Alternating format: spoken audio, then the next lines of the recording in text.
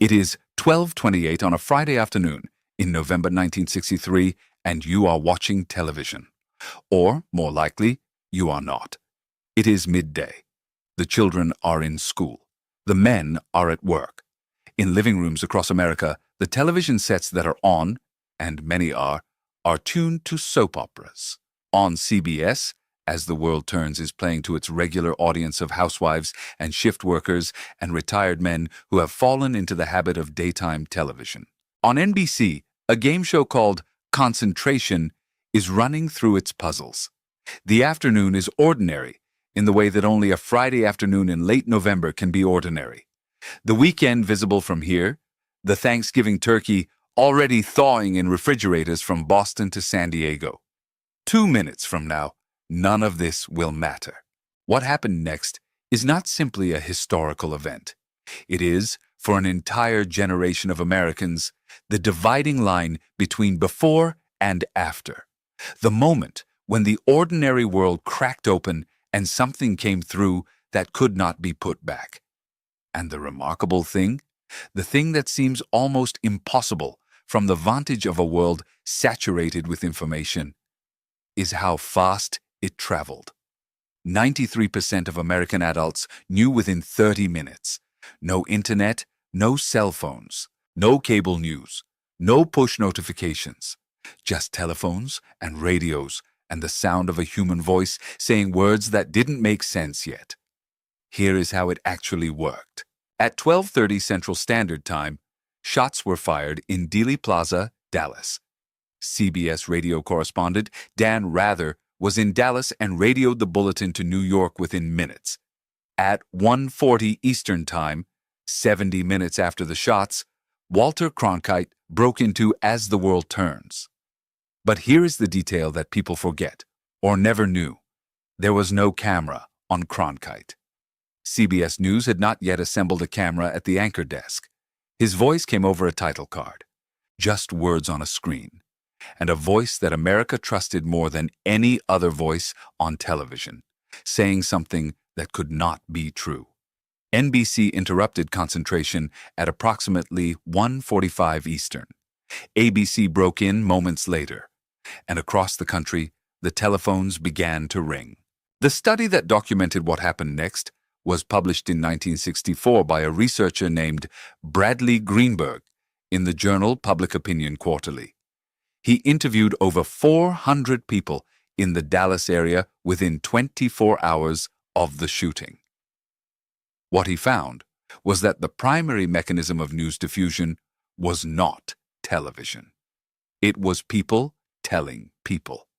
Someone walked into a factory floor and said it. Someone called their mother.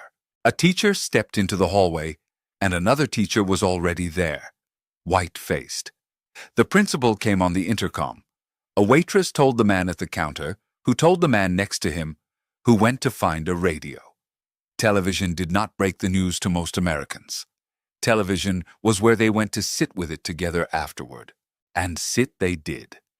The 3 networks suspended all commercial advertising for 4 consecutive days, November 22nd through November 25th, including the funeral. 71.9 continuous hours of news coverage without a single commercial interruption. The estimated cost to the networks, $40 million in 1963 money. No government ordered this, no regulation required it. Network executives made the decision unilaterally, and it has never been repeated on that scale in American broadcasting. If you were a child in 1963, 7, 8, 10 years old, what you remember is not the assassination itself. What you remember is the adults. The way your mother's face looked when she met you at the school door, because school let out early, and no one explained why, in a way that made sense. The way the television stayed on all weekend, which never happened, and the adults watched it in a way they never watched anything. Leaning forward, silent, some of them crying, which you had never seen. The New York Stock Exchange closed 29 minutes before the death was even officially confirmed, on the basis of rumor alone. The New York Times ran its headline in the largest type the paper had used in its modern history. And then, 2 days later, on live television, a man named Jack Ruby shot Lee Harvey Oswald in the basement of the Dallas police station, and approximately 35 million Americans saw a man die on their television screens in real time. The morning after, Saturday, November 23rd, is described in period accounts as a specific kind of quiet, not peace, quiet.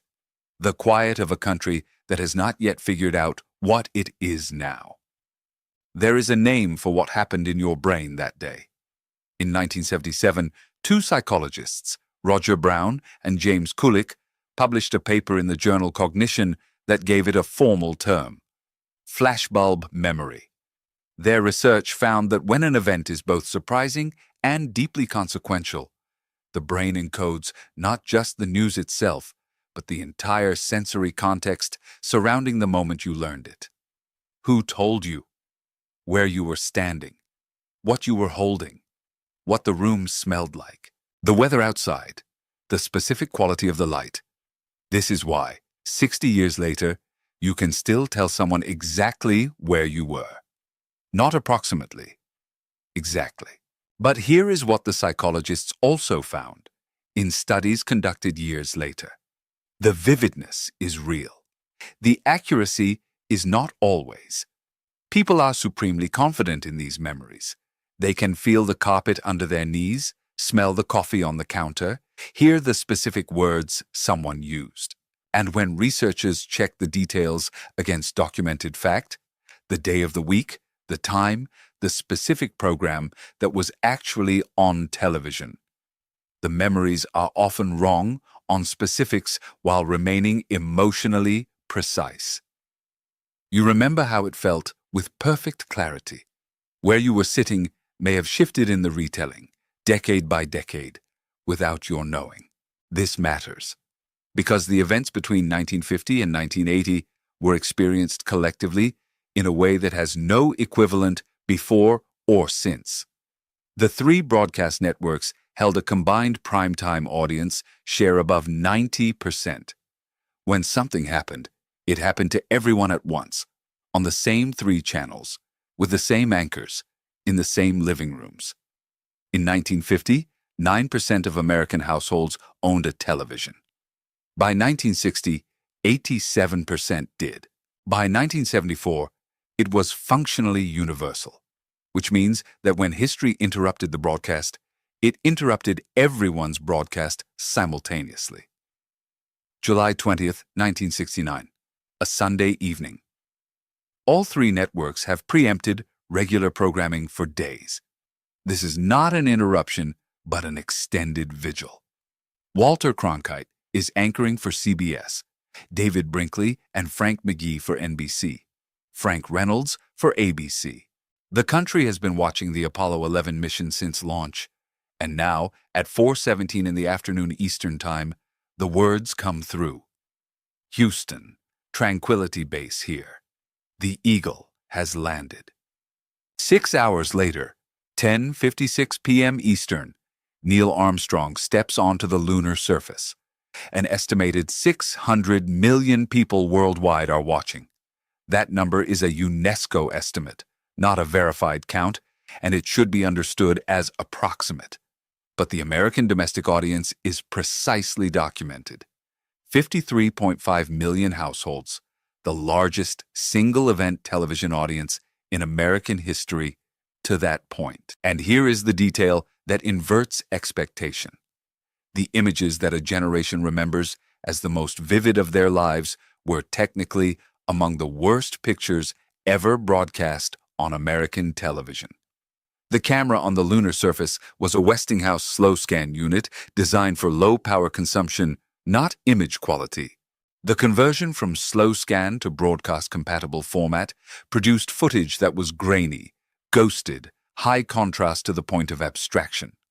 Armstrong's white suit bleeding at the edges, the lunar sky an absolute black, the image slightly smeared as if seen through water.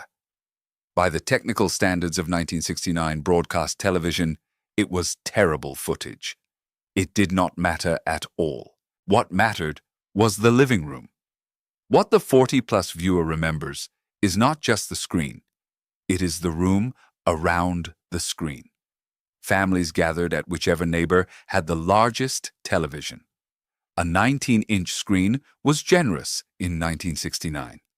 Many households still ran 12 or 13-inch sets. So you went to the Hendersons' house, or the Millers, or whoever had the big console, the RCA or Zenith with the wood paneling and the rabbit ears, and you brought a casserole or a bag of chips, and chairs were pulled from the kitchen and the dining room. And children sat on the floor in pajamas because it was nearly 11 at night, and adults stood in doorways because there was no room left to sit. This was not grief. This was not shock. This was something else entirely. A specific feeling that the people in that room knew, even as it was happening, that they were witnessing something they would carry forever. That knowledge, that real-time awareness of living through history, gives the Apollo memory a different emotional register from the assassination. The Kennedy memory is a wound. The Apollo memory is an astonishment. But the astonishment was not universal, and honesty requires saying so. In 1969, at the height of the space program's triumph, there were Americans asking whether the billions spent on reaching the moon might have been better spent on the cities burning below.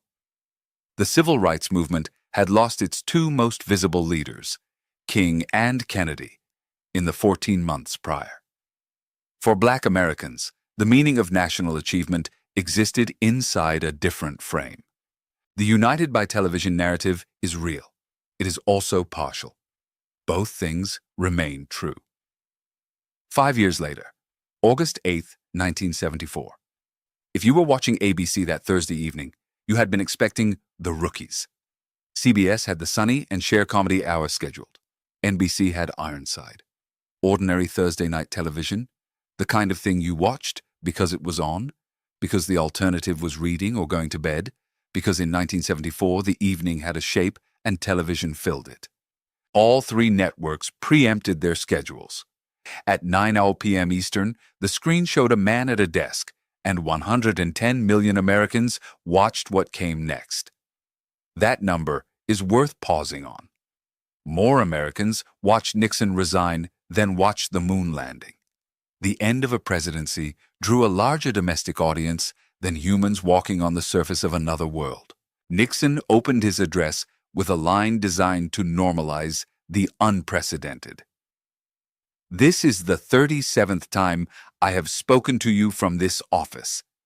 He did not use the word resign for 7 minutes. 7 minutes of a 16-minute address with 110 million people waiting for the word they knew was coming. He said, "I have always tried to do what was best for the nation." He framed the resignation as a sacrifice for the country's good. He did not apologize. The next morning, the formal letter of resignation was delivered to Secretary of State Henry Kissinger. It was 4 sentences long. "Dear Mr. Secretary, I hereby resign the office of President of the United States. Sincerely, Richard Nixon." The most consequential letter in American presidential history, and it reads like a note left on a kitchen counter. Gerald Ford was sworn in at 12:03 p.m. on August 9th. His first words as president, "My fellow Americans, our long national nightmare is over." Here is what the myth gets wrong about that night. The myth suggests that the resignation was a moment of shock, that Americans watched in disbelief as a president fell. The polling data contradicts this entirely. By early August 1974, a majority of Americans had already concluded Nixon would or should resign. The House Judiciary Committee had voted on articles of impeachment in late July. The surprise had already happened, weeks earlier. What the broadcast delivered on August 8th was not shock. It was the specific, vertiginous experience of watching a thing long anticipated finally arrive, of witnessing the actual moment when an unprecedented act became real. Something different from surprise. Something closer to the strange relief of a dreaded thing no longer being dreaded because it is now simply happening. The New York Times ran "Nixon resigns" in the largest type the paper had used since the end of World War II. Papers sold out in major cities by mid-morning. And then, November 4th, 1979, a Sunday. ABC was airing a movie, The Champ, the 1979 remake with Jon Voight and Ricky Schroeder. It was an ordinary Sunday night at the end of an ordinary autumn weekend. Iranian students stormed the United States Embassy in Tehran and took 66 American diplomats and staff hostage. The crisis would last 444 days. But on that first night, no one knew that. Everyone assumed it would end in days, maybe weeks. ABC News president Roone Arledge had been looking for a way into late-night programming. The hostage crisis gave him the opening. Beginning November 8th, 1979, ABC began airing a program at 11:30 p.m. called The Iran Crisis, America Held Hostage, anchored by Ted Koppel. It was conceived as temporary, a supplement to the evening news, a brief update before the late movie. It was supposed to last a week, maybe two. The crisis did not resolve in a week. It did not resolve in a month. The nightly program kept running because the hostages were not released, and Americans kept watching because the hostages were not released, and by day 50, by day 100, by day 200, the nightly count had become a kind of national ritual, a persistent background condition of American domestic life in 1980. Ted Koppel's sign-off identifying the day number imposed, as he later wrote, a kind of relentless accounting on American foreign policy failure that made everyone uncomfortable, including me. On March 24, 1980, while the crisis was still ongoing, with no end in sight, ABC formally launched the program as Nightline, a permanent show, born from a temporary crisis that no one expected to last. Nightline ran for 35 years, one of the most respected news programs in American broadcasting history, and it was never supposed to exist. This is perhaps the most counterintuitive fact in this entire record, that a diplomatic catastrophe, a national humiliation, a 444-day failure, produced one of broadcasting's most significant achievements. The thing that went wrong gave birth to the thing that went right. That is not how we usually tell stories about American broadcasting, but it is what actually happened. What connects these moments, Kennedy, Apollo, Nixon, the hostages, is not simply that they were big events. Big events happen constantly.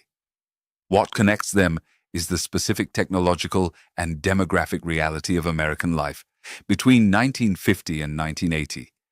3 networks, 1 shared screen, an audience that had no choice but to experience the same thing at the same time. When Walter Cronkite's voice broke on November 22, 1963, there was nowhere else to go. When Armstrong's boot touched the regolith, you could not switch to a different feed. When Nixon paused for 7 minutes before saying the word, you waited those 7 minutes with every other household watching the same channel. That shared simultaneity is gone. It is not coming back. Whether that is a loss, a gain, or simply a change depends on what you believe collective experience is for. But here is what remains. The memories. Not perfectly accurate, the psychologists were clear about that, but vivid, emotionally precise.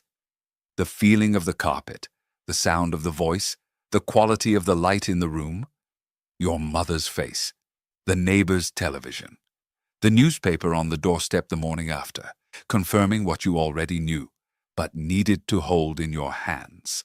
If you lived through any of these moments, and many of you did, you carry a version of that night that no documentary can give you and no documentary can take away. What a record like this one can do is smaller, and more specific. It can confirm the details. It can tell you that yes, as the world turns, was actually on when it happened. That yes, the moon footage really was that grainy. That yes, 110 million people really did watch a president leave. That yes, Ted Koppel really did count the days, night after night, for over a year. The psychologists who studied flashbulb memory found that what endures is not always the fact. What endures is the feeling of being alive in a world where something that large had just occurred. The sense that history had a sound. The sound of a bulletin interrupting a soap opera, or a game show, or a movie you had already forgotten. And that you were there when it happened, in a room full of people who were hearing the same thing at the same time. And that for a moment, just a moment, the country was one room. That feeling is not nostalgia. It is a specific record of what it was like to live inside a shared broadcast culture at the precise historical moment when that culture had the power to hold an entire nation in a single frame. Some things we have now are better. The information is faster, broader, more democratically distributed. But the simultaneity, the one room, that is specifically gone. If you remember the specific night, the specific moment, the specific voice that told you, hold that. The vividness is real, even where the details have shifted. The feeling of having been there is not an illusion. It is the residue of living through something that mattered, in a room where other people were living through it too. On a night when the television changed and did not change back. Subscribe if you want the era told straight, not softened, not debunked, but rendered with the specificity it earns.